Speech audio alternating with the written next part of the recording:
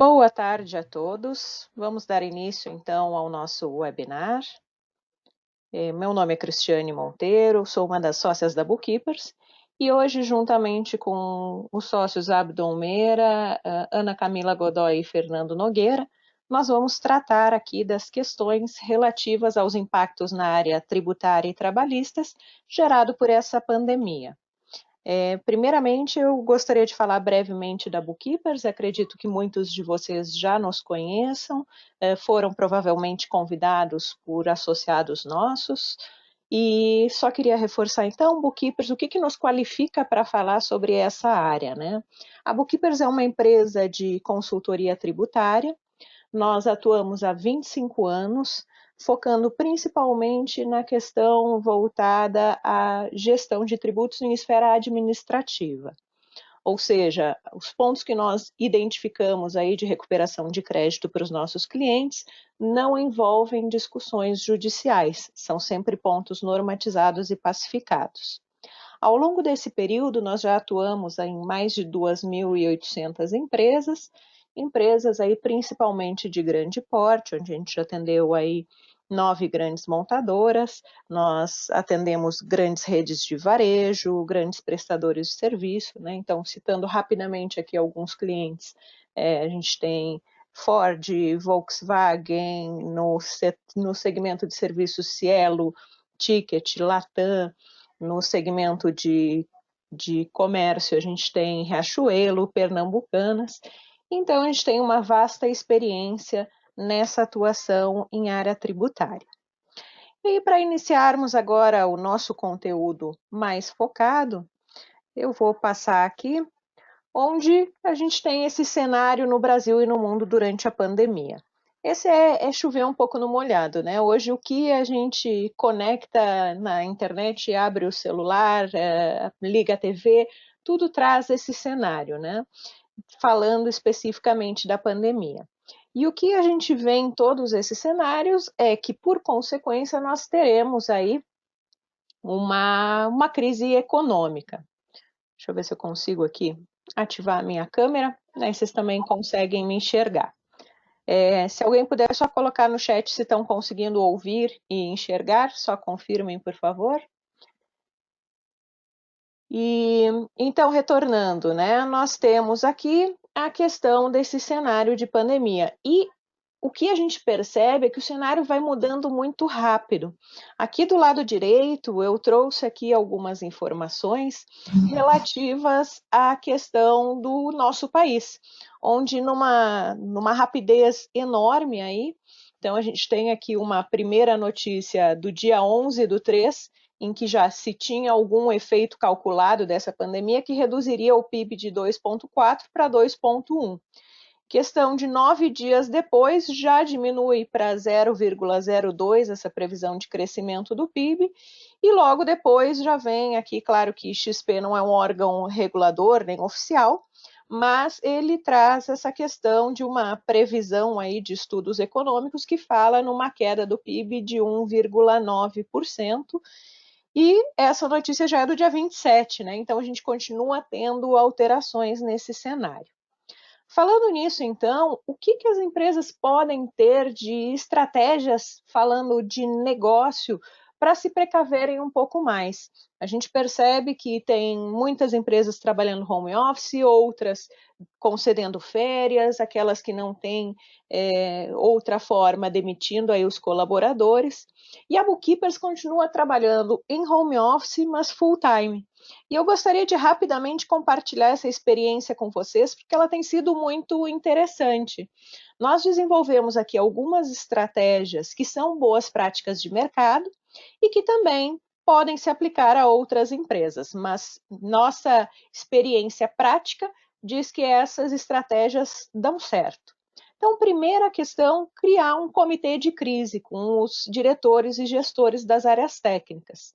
Então, no nosso caso, nós formamos esse comitê já há mais de 2 semanas, desde que iniciamos o trabalho em home office, e todos os dias, pontualmente, às 8h30 da manhã, esse comitê de crise se reúne.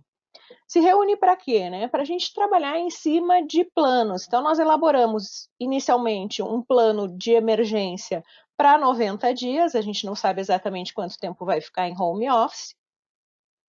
E aí, em relação a isso, a gente tomou uma série de decisões estratégicas, priorizando a manutenção do fluxo de caixa e a liquidez da empresa, para que a gente possa não só sobreviver a esse período, como também a questão de rapidamente termos um crescimento ainda maior assim que essa crise findar. Embora a gente tenha visto ali no slide anterior que a própria Organização Mundial da Saúde diz que isso deve levar bastante tempo para uma recuperação completa de cenário. Próxima questão, então, ponto 3 aqui de estratégia de negócio que a gente vem adotando, é a atualização de prioridades e ações.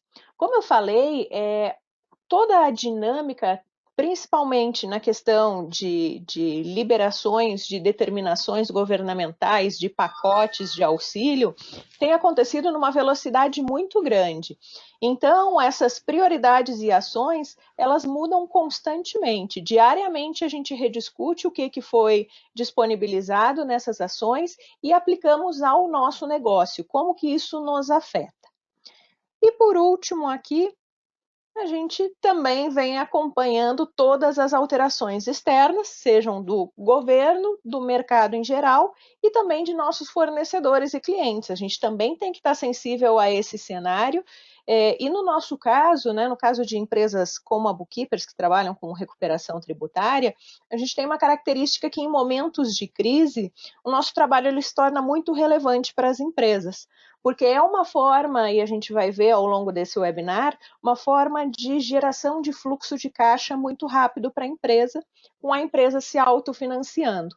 Então, eu preciso perceber isso e até mesmo trabalhar a nossa capacidade de produção, a nossa capacidade de geração de resposta rápida aos clientes que já temos e às novas empresas que a gente passa também a atender em função desse cenário. E aí, aqui algumas estratégias financeiras para que a empresa também possa se manter aí ativa ou passar, no mínimo,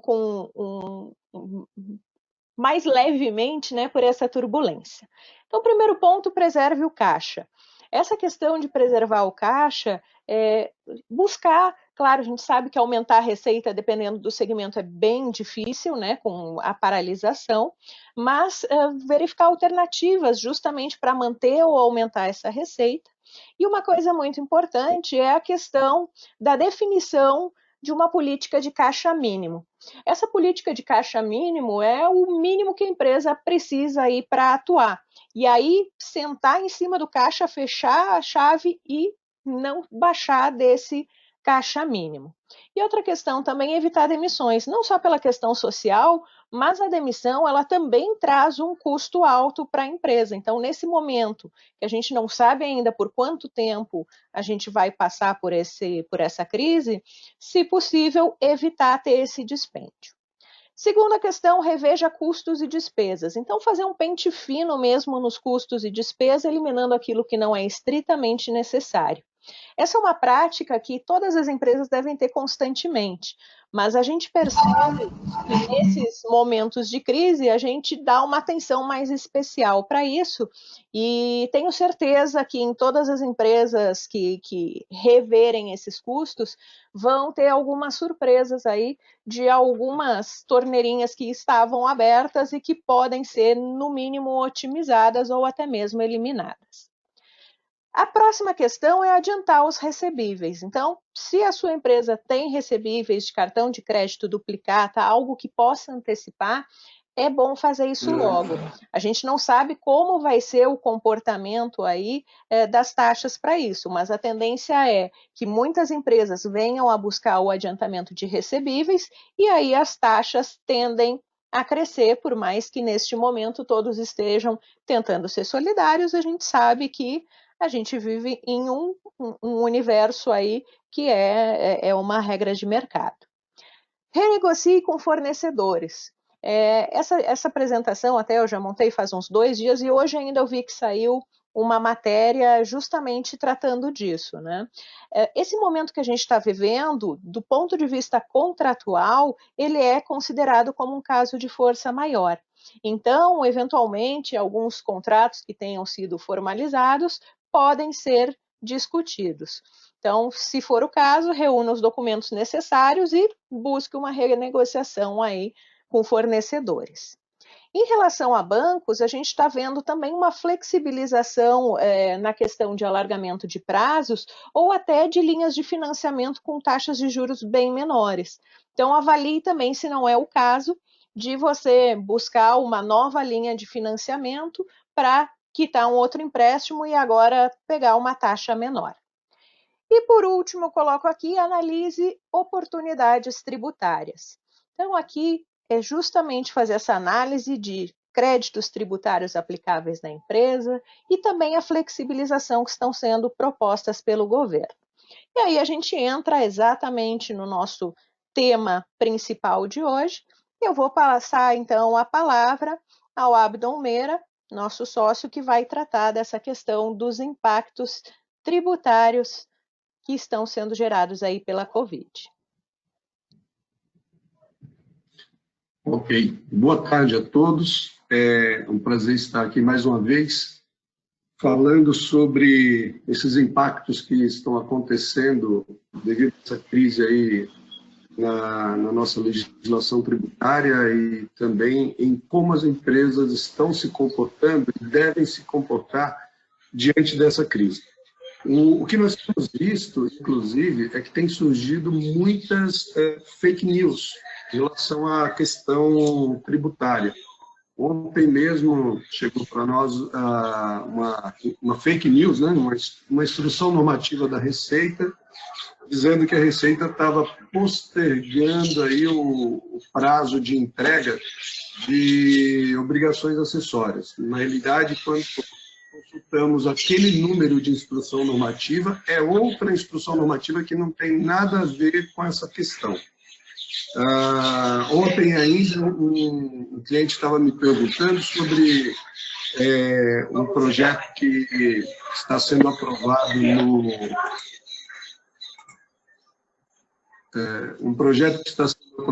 no Senado, em que suspende a prescrição. Acho que tem alguém com o microfone.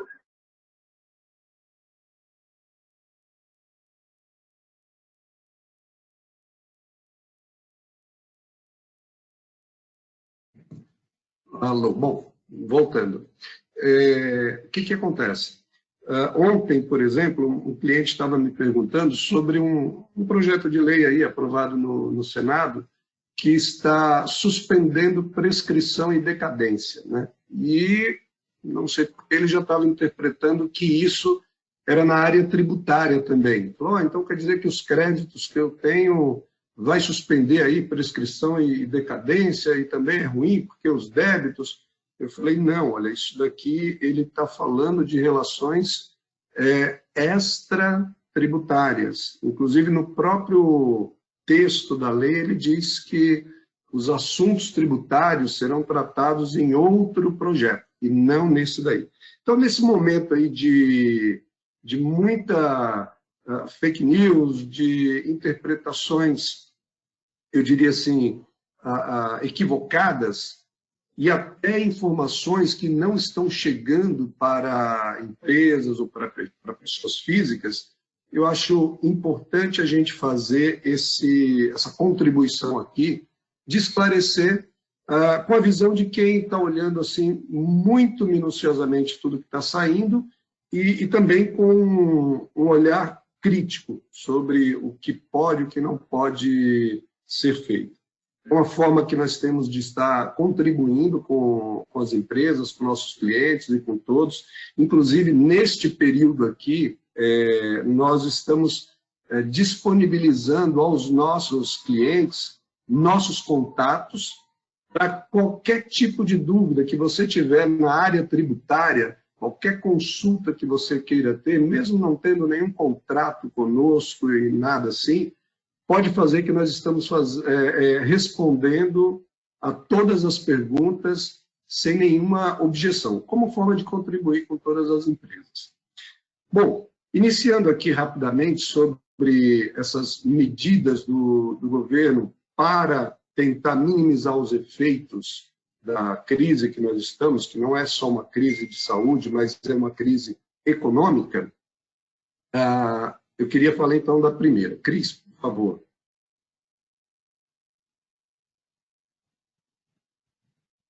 Bom, uma das questões que atinge aí a poucas empresas, mas a empresas do ramo de saúde principalmente, é que foi decretada essa resolução COMEX aqui, a isenção de imposto de importação e IPI para importação de medicamentos ou qualquer tipo de produto relacionado à Covid-19, ou seja, máscaras, remédios, respiradores, etc., estão com tanto o IPI quanto o imposto de importação suspenso, ou seja, isento, né? Um outro fato é que houve também suspensão dos processos de cobrança da dívida ativa da União. Neste período em que foi decretada a calamidade pública, nenhuma dívida ativa que esteja na União, ela será cobrada. Então, ou seja, não haverá nenhum processo de cobrança ou de execução, inclusive de inscrição no CADIM dessas dívidas aí. Isso até por conta também que o judiciário hoje não está trabalhando como deveria trabalhar numa situação normal, né? Outra coisa interessante, isso já vale a partir desse mês, e as empresas têm que estar atentas a isso, quando estiverem fazendo a folha de pagamento agora, desse mês de abril, é que houve a redução de todas aquelas contribuições chamadas contribuições para terceiros. É o que chamam de sistema S, né? Então, tem aqui o SESCOP, SESI, SESC, SENAT, SENAC, SENAI, SEST, SEMAR. Houve a diminuição à metade de todas as alíquotas. Então, por exemplo, o SESCOP, que era 2,5, agora é 1,25. SESI, SEST, SENAC, SENAI e SENAT, que era 1,5, agora é 0,75. E por aí por diante. Ou seja, acaba sendo aí um belo de uma economia para a empresa, dependendo do tamanho da folha de pagamento. E isso daí vai até o dia 30/6/2020, né? Essa redução. O próximo que nós temos é parcelamento especial de tributos federais. Esse parcelamento ele é interessante porque quem é, por exemplo, do Simples, que tinha uma dificuldade muito grande de parcelar qualquer tipo de débito, agora pode parcelar seus débitos em até 100 meses. Você dá 1% de entrada, vai começar a pagar a partir de julho e em 97 prestações. Isso daí. Isso aí dá um bom refresco, principalmente porque o crédito que o governo está colocando à disposição das empresas, principalmente micro, pequenas empresas, médias empresas, para que a empresa se candidate a isso, elas têm que estar em ordem com os tributos. E por conta disso, para não ficar de fora, está sendo possível fazer, então, esse parcelamento de uma forma bem especial. O próximo, Cris.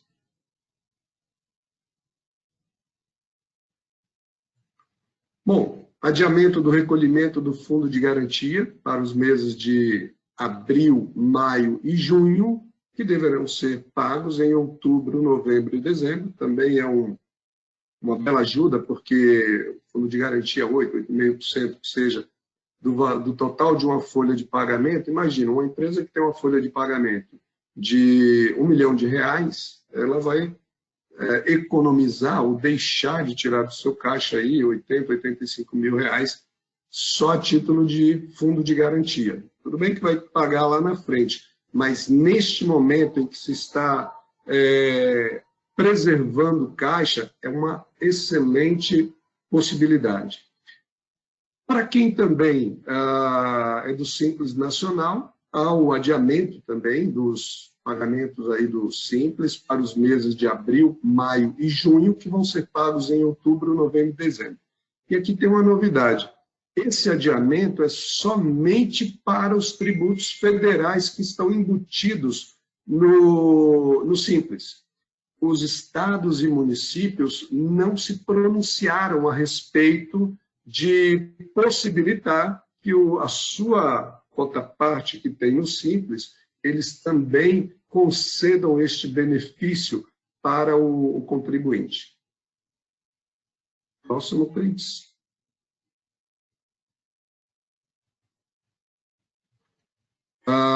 Outra coisa interessante, a prorrogação da validade das certidões aí, CND ou CPND, quer dizer, certidão negativa de débito ou certidão positiva com efeito negativo de débito. Todas as empresas que dependem de certidões, se as certidões vencerem neste período aqui, automaticamente o seu prazo de validade será estendido por mais 90 dias. Então, essa é outra parte interessante aí dessa medida. Antes da gente trocar de tela, eu só vou trazer aqui uma pergunta feita pelo Ailson, referente à redução pelos próximos 3 meses das seguintes contribuições. Ele pergunta se o SENAC de fato entrou, que ele tinha informação, ele coloca, né? Acho que o SENAC não entrou no desconto, certo? Olha, é verdade, você está certo. A gente colocou aqui, mas o SENAC realmente, deixa eu ver. Não, o SENAC entrou sim. Depois eu pego a legislação aqui e posso passar para você, onde tem a questão aqui que o SENAC, ele sim, ele está dentro. Quem não está é o SEBRAE. É o SEBRAE que não está aqui dentro dessa redução de alíquota, mas o SENAC está sim.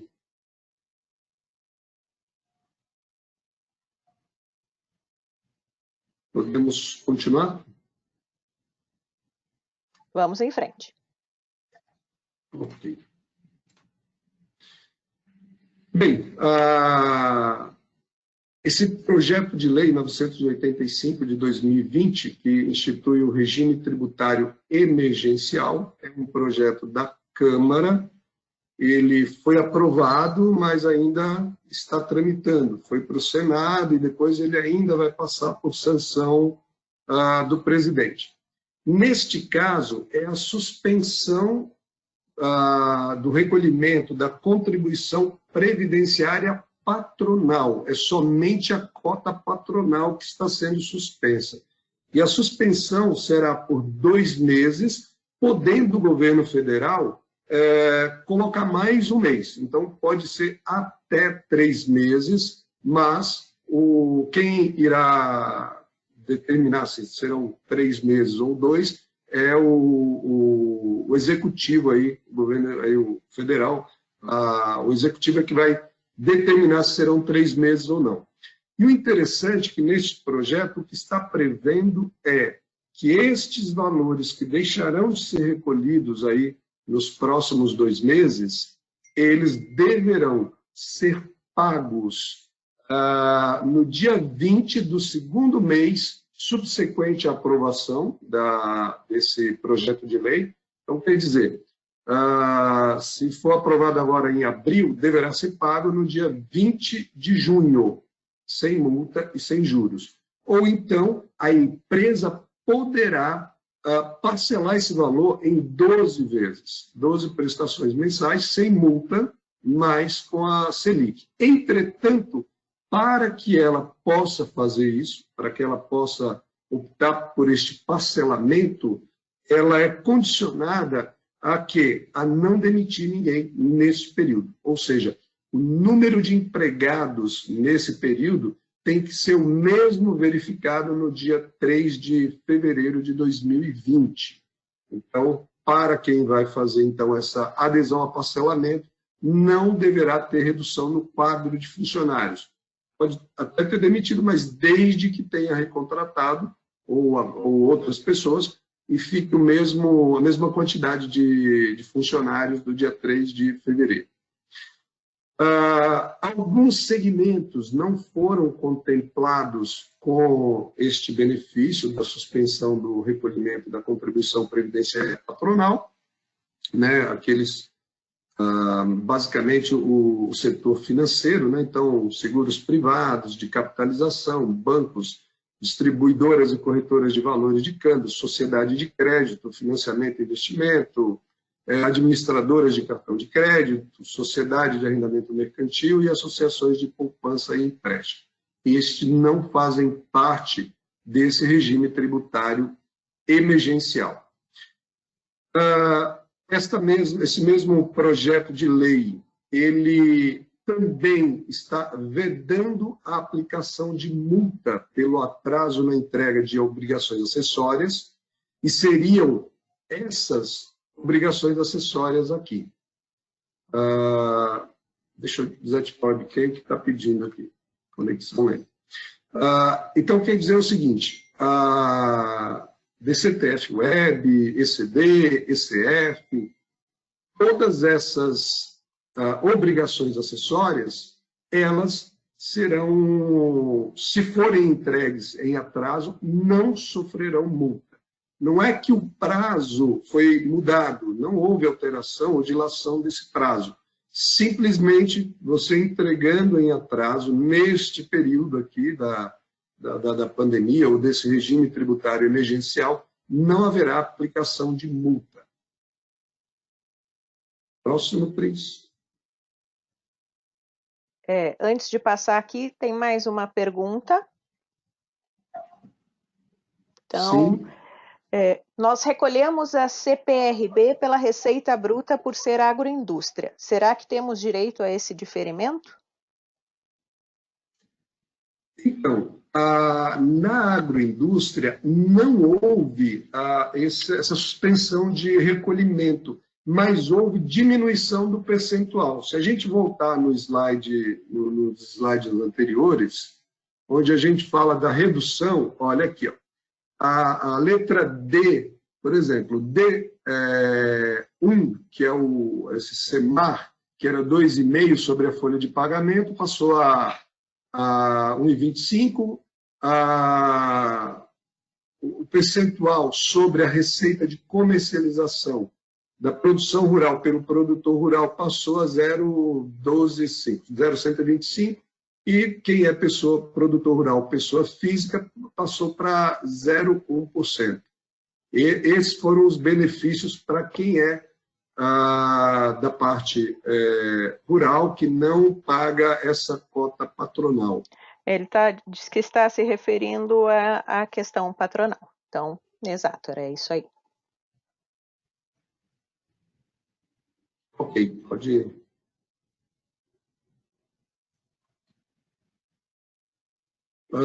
Bom, o que acontece? Suspensão de PIS e COFINS e contribuição social, não há nada publicado ainda. O que nós vimos, por enquanto, foi o pronunciamento aí do secretário da Receita, dizendo que está em estudo a suspensão por 2 meses, extensível a 3, do recolhimento aí dessas contribuições. E aí, o que está aí no noticiário é que esse recolhimento aí desses próximos 2 meses, seria o mês base abril e o mês base maio, seria recolhido de agosto a outubro, né? Ou se forem os 3 meses, ou de agosto a setembro, se forem 2 meses. Entretanto, não há nada aprovado ainda, e eu acho que eles estão estudando o impacto disso no caixa do governo, uma vez que já se pronunciaram que o impacto seria de mais de 80 bilhões por mês de impacto negativo. O que nós temos conversado com alguns clientes sobre a questão aí de suspensão de recolhimento de impostos ou de tributos, é o seguinte: quando há suspensão, não quer dizer que você vai deixar de pagar. Você vai pagar isso daí. E neste momento aqui, em que está buscando-se preservar caixa para este período e também para o período futuro, nós achamos interessante que quem tenha créditos para utilizar, que utilizem esses créditos nesse período. Por quê?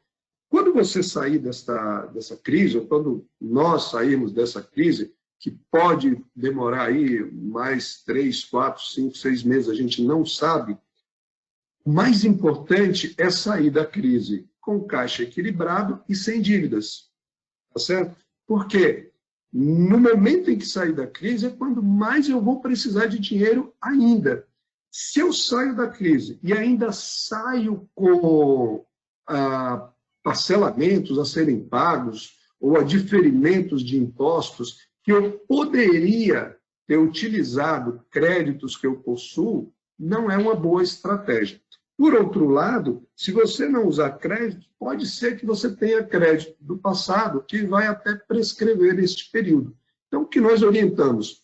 Usem os créditos que vocês têm direito, têm crédito acumulado, ou o que quer que seja, e deixem de recolher, segundo esses benefícios que estão aqui propostos pelo governo, aquela parcela que o crédito não foi suficiente para quitar ali naquele mês.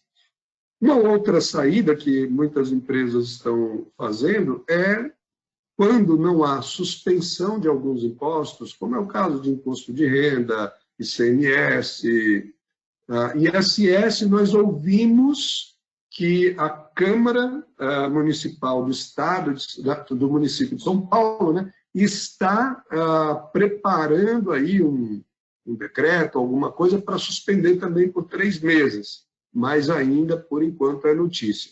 Mas enquanto não se suspende esses tributos, a empresa ainda pode tentar se socorrer do judiciário para não pagar esses tributos, como, por exemplo, a CPRB, a ICMS, ISS, imposto de renda, tudo isso você pode se socorrer do judiciário para fazer não ter este recolhimento. Mas nossa orientação utilize os créditos, todos aqueles que você tem. Para evitar alguma decadência de crédito. 2, para que você não saia dessa crise com alguma pendência ou com valores a pagar. Então, essa é a nossa orientação. Bem, minha participação eu finalizo por aqui e estarei aqui para responder todas as dúvidas que surgirem.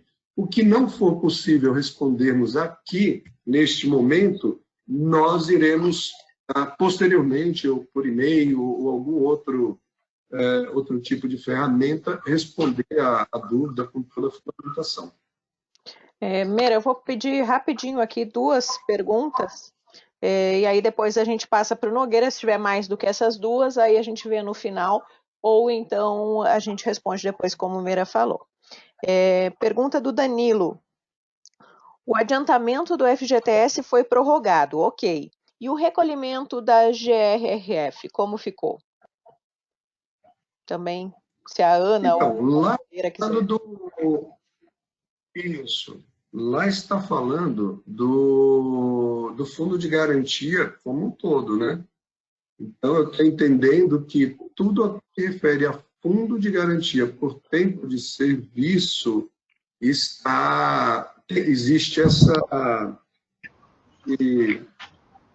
vamos dizer assim, essa suspensão do recolhimento.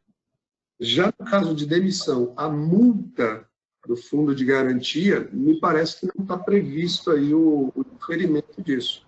Apenas o próprio fundo de garantia sobre qualquer provento em que ele seja calculado.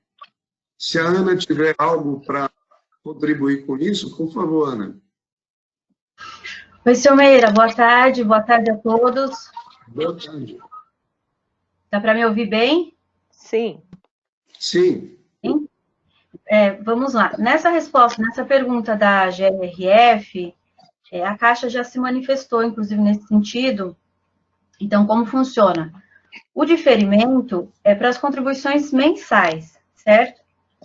A GRF é uma obrigação acessória que recolhe a rescisão, né? A multa rescisória. Então, se durante o diferimento algum empregado for desligado, o empregador é obrigado a recolher, inclusive, essas parcelas diferidas, junto com a multa rescisória pela GRF. Então, não há diferimento caso haja alguma rescisão. E no prazo da GRF não mudou nada. O prazo para ele recolher, né, se houver rescisão, esse fundo de garantia diferido e mais a multa é de 10 dias. E a nossa última pergunta, por enquanto, da Cristiane da Cunha Gomes, essa suspensão de PIS/COFINS e contribuição social é referente às retenções efetuadas nas notas fiscais de serviço? Não se refere ao PIS e COFINS sobre faturamento, correto? Na realidade, o que está sendo falado é o recolhimento do PIS e COFINS das empresas, o que a empresa tem a recolher. A retenção, você, na realidade, você está recolhendo por antecipação para alguém, mas você reteve da empresa. Então, nesse caso, você, pelo menos, é o que a gente está deduzindo, uma vez que não tem nada ainda escrito como será. Mas o que está no noticiário, na fala do próprio secretário, que é o PIS e COFINS a recolher que a empresa tem, a própria empresa tem a recolher, não a retenção. Ok, então a gente tem mais algumas perguntas, se no final tivermos tempo, a gente dá continuidade. Vou passar então agora a palavra para Ana Camila, que já falou aqui nessa nossa resposta, e também ao Fernando Nogueira, que vão falar sobre os impactos na área trabalhista. Boa tarde. A gente vai procurar explicar resumidamente a medida provisória 936, que foi publicada dia 31 de março agora, e a vigência dela, então, é a partir do dia 1º de abril. Nossa previsão é que a gente faça esse resumo, essa apresentação em 10 minutos, tá ok? Então, vamos lá. A vigência, então, a partir de 1º de abril, tudo que a gente vai falar já dá para poder as empresas iniciarem as negociações com os empregados. Nós vamos ver quais as negociações, ou em alguns casos as negociações com os sindicatos, tá? Quando a lei ou a medida provisória está exigindo aí os acordos com os sindicatos. Essas reuniões poderão ser realizadas através de videoconferências já, né?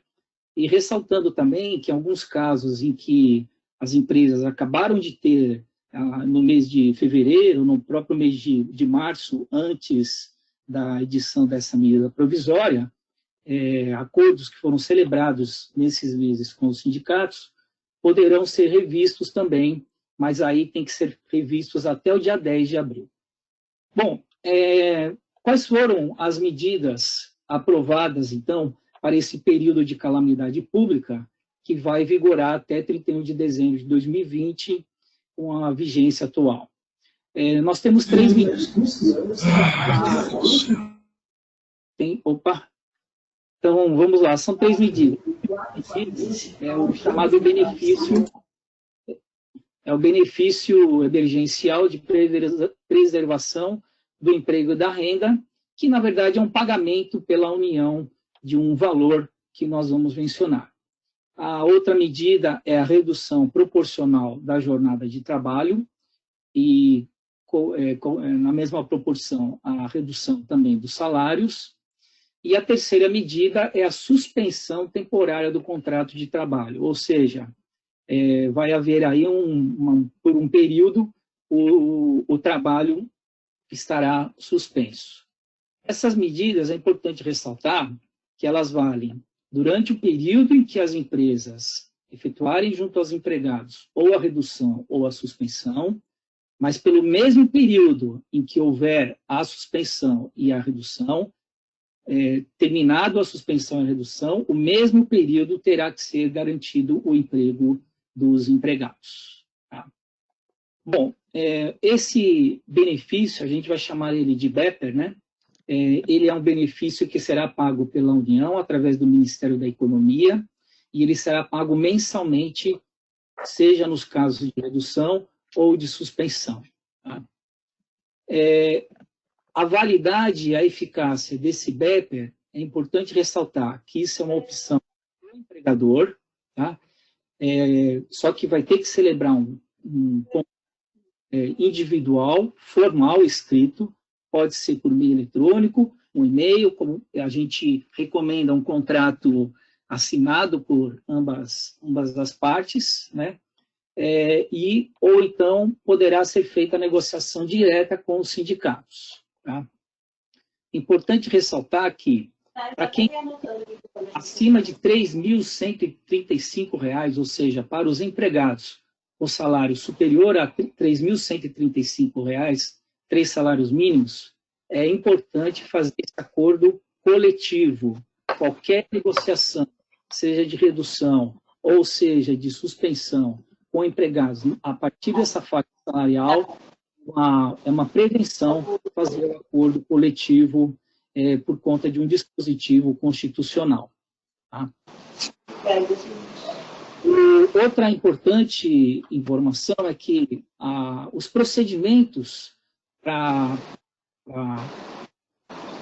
as empresas informarem ao Ministério da Economia está dependendo da portaria. Essa portaria ainda não foi publicada. Então, a única coisa que a gente está falando é que dá para iniciar apenas as negociações, mas não tem ainda como efetivar essas negociações. Por quê?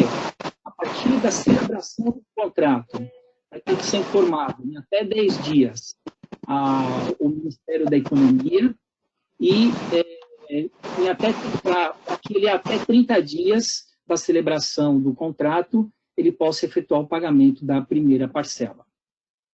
A base de cálculo do BEPER será o valor do seguro-desemprego e multiplicado pelos seguintes percentuais.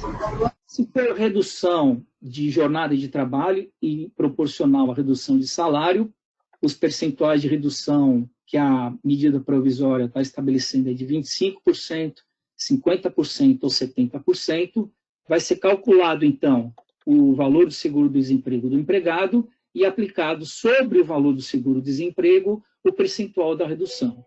Ou então a empresa, calculando o seguro-desemprego de cada empregado, o seguro-desemprego tem uma legislação própria que dá para vocês consultarem, aplica-se então, se a redução for de 25%, aplica 25%, o valor vai ser pago pelo BEPER e assim sucessivamente. Se for caso de suspensão, a gente tem uma regra que a gente coloca o seguinte: a gente tem que dividir as empresas com receita bruta até R$ 4.800.000, o BEPER vai ser o valor integral do seguro-desemprego de cada empregado. Se for, no caso de suspensão, empresas com receita bruta superior a R$ 4.800.000, o que o BEPER vai pagar é 70% do valor do seguro-desemprego calculado.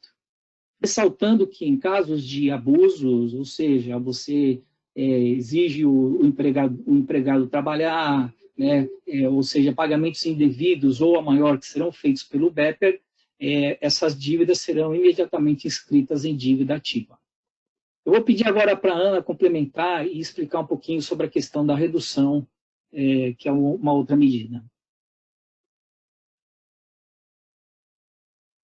Ana?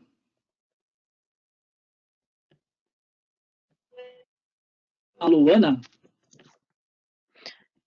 Enquanto a Ana não entra, eu só vou pedir para o pessoal que quiser receber a gravação desse webinar, que deixe lá no chat o seu e-mail. Pode ser no privado, tem como mandar privado, podem mandar privado para mim, que eu vou depois enviar o vídeo. Alguns, quando fizeram o cadastro, eu vi que já colocaram o e-mail. Se eventualmente você não colocou, então só repasse para reforçar isso. Ana, está ouvindo? Oi, estão me ouvindo? Agora sim. Sim, agora sim. Boa tarde a todos, então. Dando continuidade ao que o senhor Nogueira estava falando em relação às opções de redução que nós temos aí, né? Essa MP trouxe 3 possibilidades de redução. Essa redução de jornada e salário é pelo período máximo de 90 dias. E aí nós temos os seguintes percentuais: 25%, 50% ou 70%. Lembrando que aqui, cada empregado pode ter o seu percentual. Então, eu não preciso, como empregador, aplicar o mesmo percentual para todos os empregados, né? Eu posso fazer essa escolha, aplicar cada percentual para um empregado distinto, certo? Aqui também é bom só fazer uma ressalva, né, que está tendo muita discussão e talvez a regulamentação da MP resolva isso, em relação ao pessoal que está em teletrabalho, né, que está em home office. Porque essa redução, quando eu falo em redução de salário e de jornada, eu estou falando justamente a palavra jornada. E o teletrabalho não tem controle de jornada pelo artigo 62 da CLT. Então, aqui é um ponto que a gente espera que a regulamentação venha nesse sentido, né, porque senão ainda pode acabar prejudicando quem aplicar essa redução para quem está em home office. Ainda em relação à redução, terminando essa redução, vai ter o restabelecimento da jornada original e do salário em até 2 dias e garantia do emprego por igual período. Pode passar, Cris, por favor. Isso. Bom, vou continuar. Essa garantia de emprego, né, ela é pelo período que houve a redução, e vai contar da cessação do estado de calamidade pública, da data estabelecida no acordo individual como termo de encerramento do período, ou da data de comunicação do empregador, que informe ao empregado sobre a sua decisão de antecipar o fim do período de redução. Aqui também gostaria de fazer uma ressalva, justamente pelo seguinte: a gente está num período que a calamidade foi decretada até o final do ano, mas cada estado tem aí os seus decretos, né? Então, às vezes, acontece da empresa querer fazer uma redução de 30 dias e depois prorrogar, ou, de repente, fazer de 90 dias e querer antecipar, né, o término. Então, isso é possível, não há vedação, pelo menos não pela MP, e isso pode ser feito, tá? Para finalizar, só algumas regrinhas que devem ser levadas em consideração, que o Nogueira já mencionou. Se a redução for de 25%, o empregado vai ter direito ao benefício emergencial de 25% também. Não precisa fazer acordo coletivo, é um acordo individual, mas lembrando que acordo individual tem que ter a concordância do empregado. Dando continuidade, então, agora vamos falar aí das regras de suspensão do trabalho. Então, lembrando, o empregado, no caso da suspensão, veja que o prazo máximo é diferente do de redução. Aqui são por 90 dias o máximo que o empregador poderá suspender o contrato de trabalho.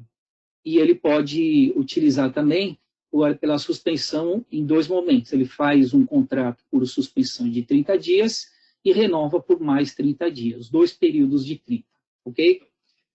Bom, o empregado, durante esse período de suspensão, continuará a ter o direito dos benefícios. O único benefício que é indiscutível, que não precisa ser pago ao empregado, é o vale-transporte, por razões óbvias.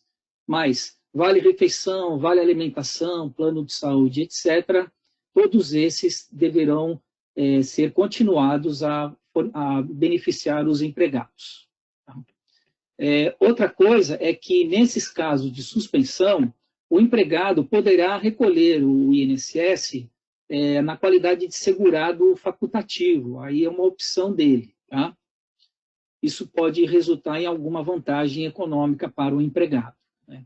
No caso de suspensão, o contrato de trabalho será restabelecido em 2 dias do término da suspensão, dentro daqueles, vamos dizer, daquelas situações, já que a Ana comentou, ou da cessação do estado de calamidade antes de 31 de dezembro, ou da data estabelecida no acordo individual como encerramento, ou então no caso de antecipação também, que a regra de suspensão também admite uma eventual antecipação. Tá? É importante mencionar aqui um ponto que, além do que será pago pela União, existe também a questão da ajuda compensatória mensal, que também deverá ser pago pelas empresas. Tá? Então, a gente dividiu. Nos casos de suspensão de contrato de trabalho, essa ajuda compensatória ela é obrigatória também para aquelas empresas cujo receita bruta superar os 4 milhões e 800. Tá? E essa ajuda compensatória ela corresponderá a 30% do salário do empregado. Tá? Indo para os outros casos, para as outras empresas, né, faturamento inferior a R$ 4.800.000, aí é facultativo, mas isso daqui é uma coisa que acho que ninguém vai fazer. Então, no caso de ajuda compensatória, a gente pode dizer que a medida provisória só exige mesmo para as empresas com faturamento de 4.800.000. Nos casos de redução, também é facultativo, né? O valor também tem que estar definido no contrato ou no acordo, e é importante aqui, para a parte tributária, principalmente do empregado, que essa ajuda compensatória, ela tem o caráter e a natureza indenizatória, ou seja, ela não vai ter natureza salarial, portanto, não incidirão sobre ela todos aqueles tributos que incidem sobre salários, cota patronal, terceiros, GILRAT, etc., nem as retenções na fonte que o empregado sofre, né? E ela também não incidirá o imposto de renda à pessoa física. Tá? Essa é a questão da natureza indenizatória. Ana, você conseguiu voltar ou não? Senão eu vou terminar aqui.